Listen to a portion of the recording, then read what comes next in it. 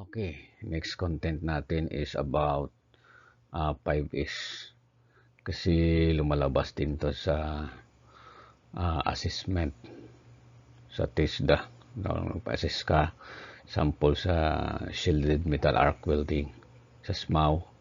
So, isa din to sa mga interview ng assessor kung ano ba ang 5S.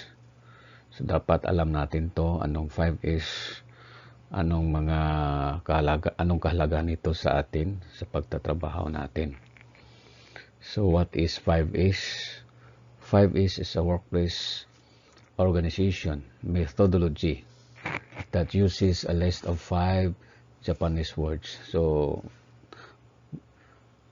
it is originated from Japan. So which are the shiri, the number 1, or sorting, the seton or systematized orderliness, the shiso, sweeping or the cleaning, the shiketsu, simplification, standardized, and then the shitsoki, self-discipline. So para madali nating maintindihan, so i-discuss natin further. So 5S, yung larawan natin, yung mga picture, the sort, the stabilize, the sustain, and then the standardize. Idea behind 5S. Ano ba tong idea sa likod ng 5S? So in order to achieve high levels of quality, safety, and productivity, so worker must have a conducive working environment.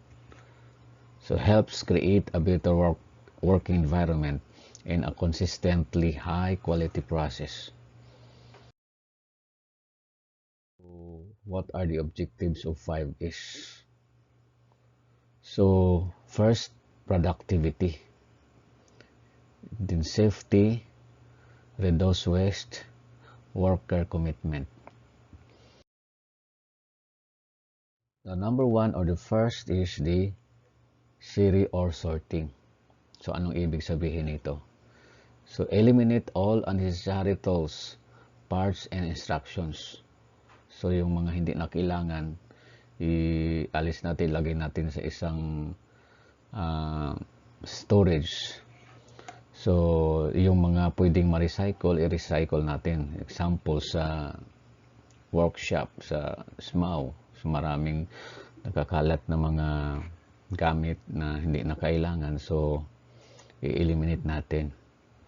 So number 2, keep only essential items and eliminate what is not required. So yung mga importante yung magagamit pa natin, example yung mga grinder, welding machine na kailangan pa natin, so ilagay natin sa lugar na madali nating makita. So prioritizing things by requirements and keeping them in easily accessible places. So next is everything else is stored or discarded.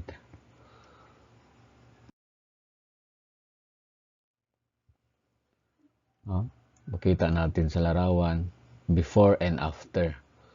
So before, makita natin yung kumakalat na mga tools, yung mga bagay, and then after, so malinis na siya. So lagay na yung mga importante at yung mga hindi importante na alis na. So number 2 is the systematized or the seton. So there should be a place for everything, and everything should be in its place. So the place for each item should be clearly labeled or demarcated. So items should be arranged in a manner that promotes efficient workflow, with equipment used most often being the most easily accessible. So before and after, makita natin. So nakalagay na sa lagayan sa mga boxes, and then lagyan natin ng label para madali natin makita yung mga tools and equipment na kailangan natin. So wag lang nating ipakalat-kalat sa area. Number 3 is sweeping or siso. So clean the workplace and all equipment and keep it clean, tidy and organized. So at the end of each shift, clean the work area and be sure everything is restored to its place. So dapat talaga tandaan natin na before you have to clean the area. Maglilinis tayo and after, linisan din natin. Yung mga bagay, yung mga tools na kinuha natin, ibalik natin sa lagayan. So, maintaining cleanliness should be part of the daily work. So, minsan makalimutan natin, tinatamad tayo. So, naiwan na lang natin yung mga tools na hindi nabalik sa lagayan. So, minsan yung sumunod na users, yung minsan nadidisgrasya kasi hindi natin na balik sa proper place. So, not on occasional activity initiated when things get too messy. So, you have to focus on removing the need to clean to create a spotless workplace. The example of siso, the sweeping. Tingnan natin anong nilinis sila. So, ito talaga pinaka-importante sa 5S na lagi nating tatandaan. Is the shikitsu or simplification. So, all workstation for a particular job should be identical. All employees doing the same job should be able to work in any station. So, with the same tools that are in the same location in every station.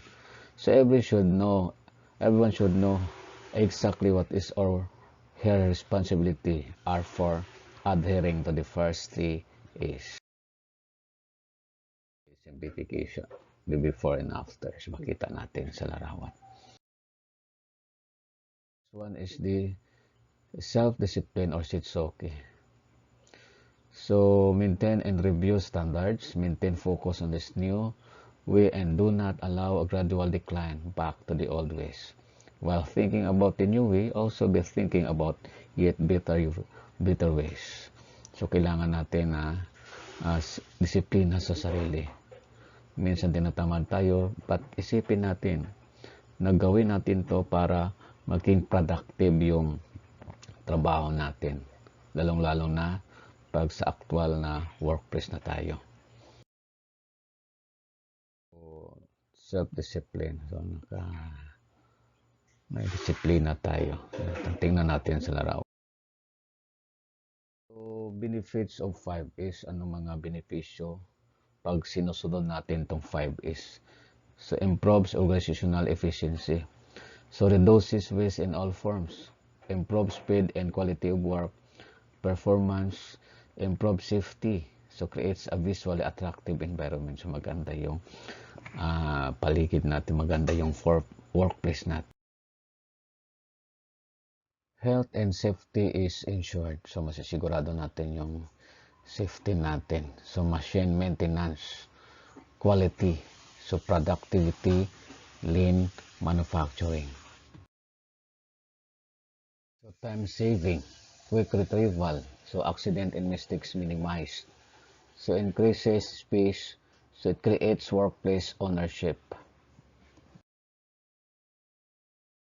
Madali natin gawin yung 5S, mayroon tayo nitong flowcharts na dapat nating sundin.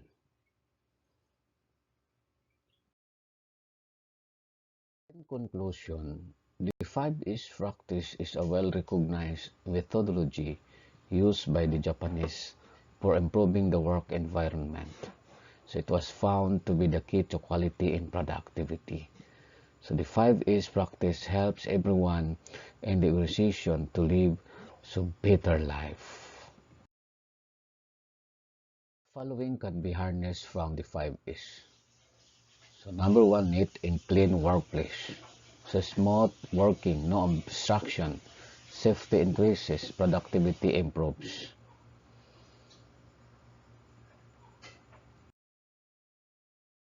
Quality improves, wastage decrease, machine maintenance, visual control system. So employees motivated and workstations become spacious.